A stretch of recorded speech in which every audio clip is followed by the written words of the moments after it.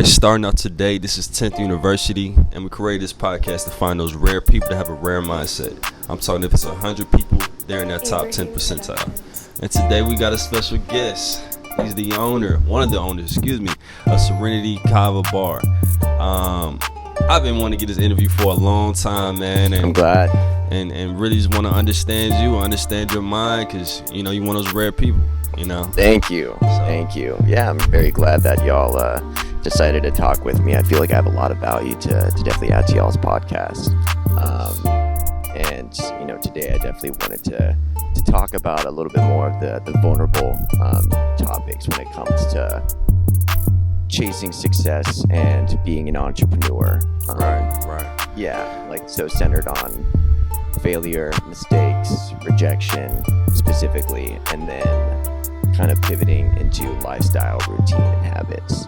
We'll get all into it, man. All the above. But before that, let's talk about what is Kava, because first off, I didn't know what was Kava when I first walked into the place. Most people don't. Yeah, Kava is kind of still flying under the radar in the United States. But yeah, Kava is a super interesting product that we sell at Serenity.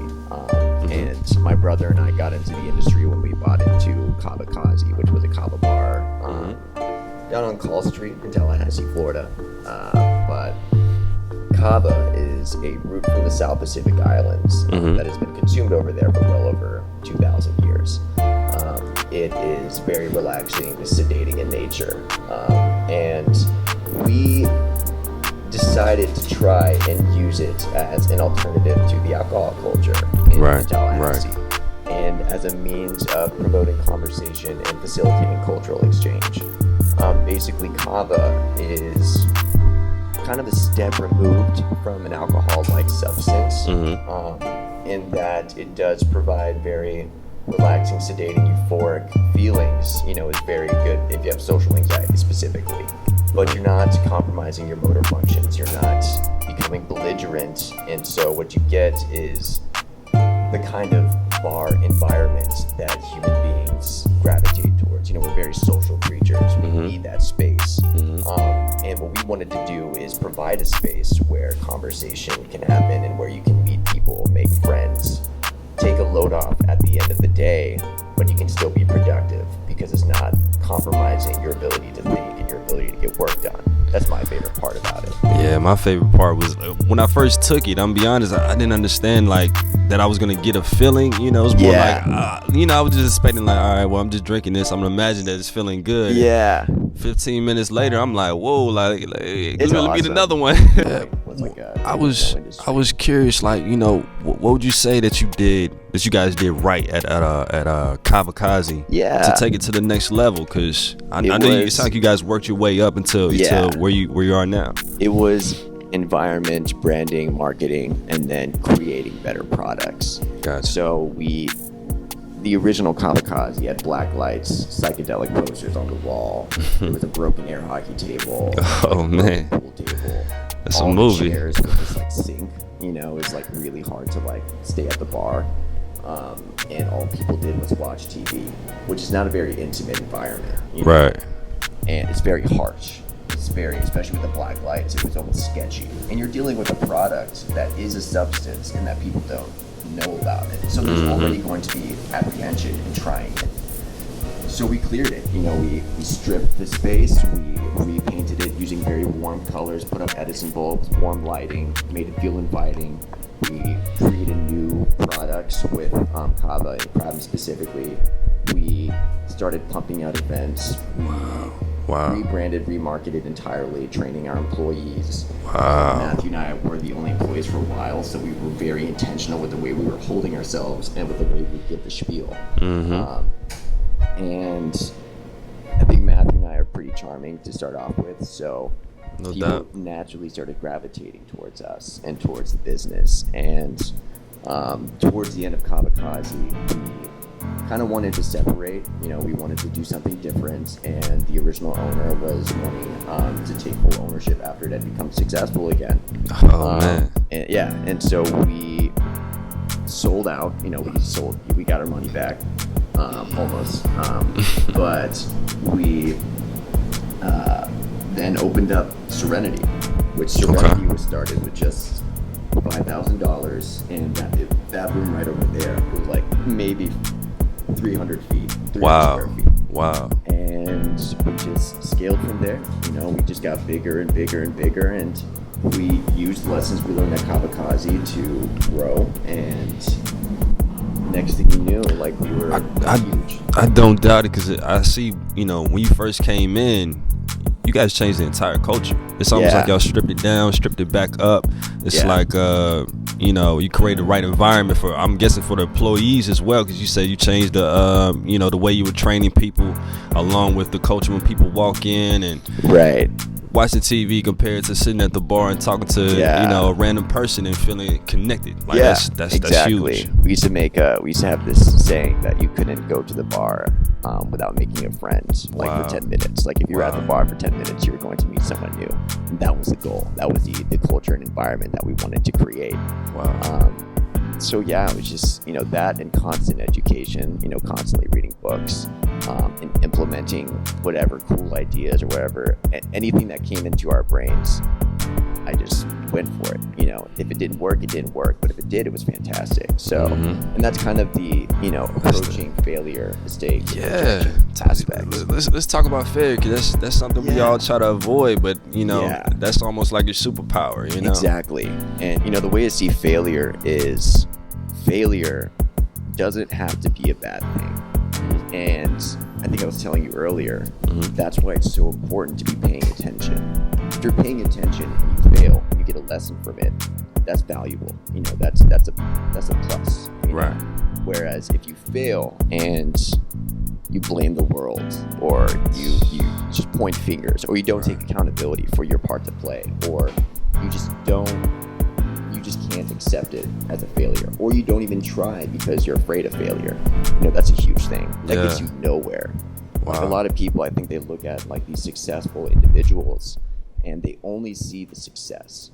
That's all they see, and they think, wow, I want to be that person. But if you go up to that successful person and you ask them how they got there, they failed. They failed over and over again. The only difference is they learned from their mistakes and they learned about their shortcomings. I think one of the more important things that people need to do if they want to be successful, or the most important, and this is just not even for business, but for life, to be successful in life, is you need to be able to view your shadow. Carl Jung said that. He said that the only way to really become the person that you want to become is to face yourself, to face your shortcomings, to face your mistakes objectively, and to make decisions based off of that. Okay. And that's kind of, I became a silent partner at Serenity around a year ago, and didn't really know what was next. I definitely wanted to move forward, but I didn't know how. So I told myself that I would take a year off from anything like that, and I would just focus on my failures, my mistakes, my shortcomings. Wow. Which is probably one of the hardest things I've ever had to do. Yeah, that doesn't seem easy to have that type of self-reflection. Because it requires lots of education, it requires lots of meditation, lots of thinking, and it was one of the most difficult things I've had to do, because I had to recognize shortcomings that I'd been avoiding my entire life, basically. But once you acknowledge it, you're basically free from it. Once you can see it objectively, once you can see your shortcomings objectively, you're able to take a step back. And for me, I was perfectionistic. And a lot of my self-worth and self-value was in that perfection, that idealistic view of myself. I was gonna ask, did you have a specific, if you don't mind, specific shortcoming that you had to overcome? Because it took a year off. That's a lot of self-reflection.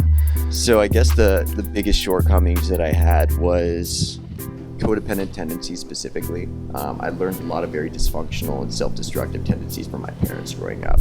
Wow. And taking ownership of that was very difficult. But my inability to put up boundaries with employees specifically, my inability to directly communicate, my inability to probably one of my bigger shortcomings was just the ability to accept that I wasn't perfect. and that impacted almost every relationship that I had. Wow. With my partner, it was me avoiding accountability or me having double standards. At work, at Serenity, it was me avoiding my own actions. If I didn't have a conversation with an employee and that employee then did something that, wasn't aligned with our values or with our business, I'm the person that didn't have the conversation. I'm the person that didn't have the boundary, but I didn't want to accept that responsibility. So it was really easy for me to put the blame on other people. Gotcha. And that is not a good leadership, And I think that is one of the bigger things that I had to accept, was that I could have been a better leader, at least for my employees.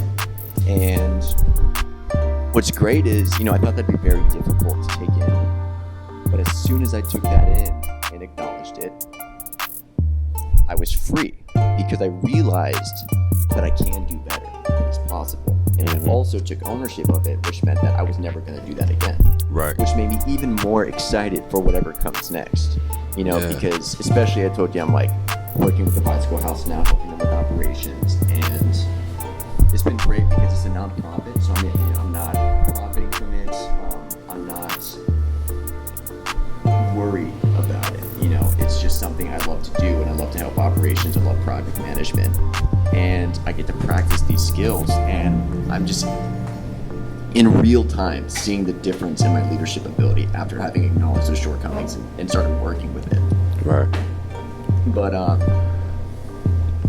so these issues that I had in my life, which they weren't like, don't get me wrong, like they weren't like these intense issues, but even these like short, small, little shortcomings that you have need to be acknowledged if you want to become the best person that you want to be. And at the beginning of the year, I came up with this outline. I came up with this new person, this individual with these characteristics that I wanted to become. Okay. And I was never going to do that unless I acknowledged where I was, objectively, non-judgmentally. And I think that's the difficult part, is a lot of people, they look at themselves in the mirror and all they see is the shortcomings. And it's this judgment, like I don't look the way I want to look. I'm not doing the things I want to. I'm not a millionaire at the age of 22. What's wrong with me? Yeah. And just recognizing that that's okay. That it's okay to be the person that you are today. And separate from that is recognizing the power that you can choose who you want to be at any given moment. I used to think that my mistakes and my failures and what people thought about me specifically defined the person that I am. And that kind of fueled the perfectionism. But once I took a step back from that, I realized that I have made mistakes. I have made failures. And I've grown from it because I was paying attention. But I can choose to be this new Michael. Right. Every single day when I meditate, I choose to be that person that I want to become, despite my shortcomings, despite my failures, and despite my mistakes. I had one more question, man. It was listening to how you think, and I'm like, wow, like the leadership level. Because one thing that I've learned the last couple of weeks is you can't manage people. You can't manage thoughts, can't manage people. Like, you can only manage, like, put them in the right system and just let them do what they do. So, like, how would you say you create the right working environment without micromanaging, without, stepping on anybody? Yeah. Have you heard of the book Extreme Ownership? I have. Extreme Ownership was written by Jocko Wilkins. He's a Navy SEAL. Okay. Light-skinned guy? Yes. Yeah. Okay. And he describes the leadership abilities and his own leadership experiences in SEALs, basically. Okay. And I think when it comes to leadership, it's accepting extreme ownership of the circumstances and of your situation over your emotions. And I think when employees feel that, because extreme ownership, or being a leader now, the way I see it, is simply the ability to work with your employees and to take ownership and responsibility of the circumstances. And when an employee employee feels that you're taking ownership of your own fuck up, for example, Yeah.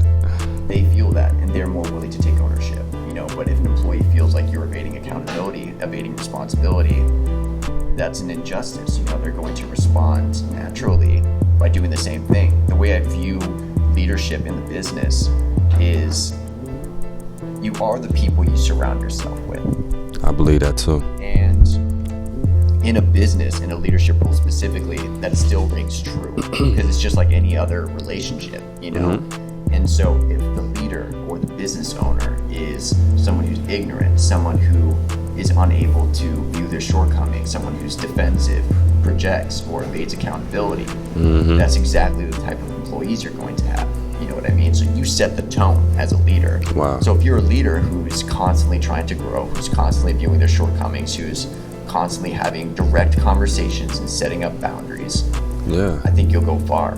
But if you're a leader, like I was for a long time, who doesn't set up boundaries, who doesn't communicate directly, who evades accountability, you're never going to be a leader. Your employees will never respect you. They won't give word to what you have to say. You're just going to be the person who's the boss of them. That's it. You're not going to be a leader. And so I think it all kind of comes down to developing yourself, your interpersonal skills, and being able to, like, a good leader is just able to acknowledge a shortcoming. And if he's able to acknowledge a shortcoming, like, let's say I'm not good at doing X responsibility, I can reach out for help. I can be like, hey, I need help with this. And when you ask an employee for help, you're seeing that you're not perfect, or you don't think you're perfect. You're not above asking for help. I think it's like super simple now that I'm like even speaking it out loud. You just have to be humble. You just can't be full of shit. Like, that's it. And I think a lot of people are, and I don't even think a lot of people want to be full of shit. They just feel like they have to. They feel like they have to put up this image. If I'm not perfect, and I think this was a difficult part for me because I was leader of my own peers. I felt like if I wasn't a specific type of person, or if I didn't hold the specific image because they were the same age as me, they weren't going to respect me. So I felt this need to project this image constantly. Be this type A type person. Exactly. I gotta put my foot down, and easy to talk to. So it's like, I understand it's not your natural personality. I don't imagine. And it definitely wasn't. But when it comes to the leadership, I just think it really comes down to vulnerability, being genuine, being authentic, being real, and taking responsibility for what needs to happen, and taking ownership of leading and the outcome specifically. If there's a not great outcome, if there's a failure, if there's a loss, it's just taking ownership of that and taking it with full stride and learning from those mistakes. Nice. I think that only comes from people who are able to objectively view circumstance, and who are able to view themselves non-judgmentally, view their shortcomings, view their failures, and only try and grow and learn from that. And if you're that type of person, I think you'll do far, for sure. Okay. All right. So, in closing, one thing we ask all of our guests, which, it shouldn't be hard for you, what is one way to help serve people? I feel like every leader should have a way to give back, to people, One way to serve people. Do a nonprofit. I think one way to serve people is to, and this sounds counterintuitive, but to work on yourself. Okay. If you work on yourself, be the change you want to see the world, put good into the world, like all of those come down to you and the decisions you make. And every single day, everybody makes thousands of decisions that impact their lives and the lives of the people around them. And the way to make better decisions is to educate yourself and to surround yourself with good people and to focus on growing. And I think if you're focused on that, you will put good into the world. If you focus on making yourself into a good person, and approaching or going after virtue, success, after whatever it is that putting good into the world means to you.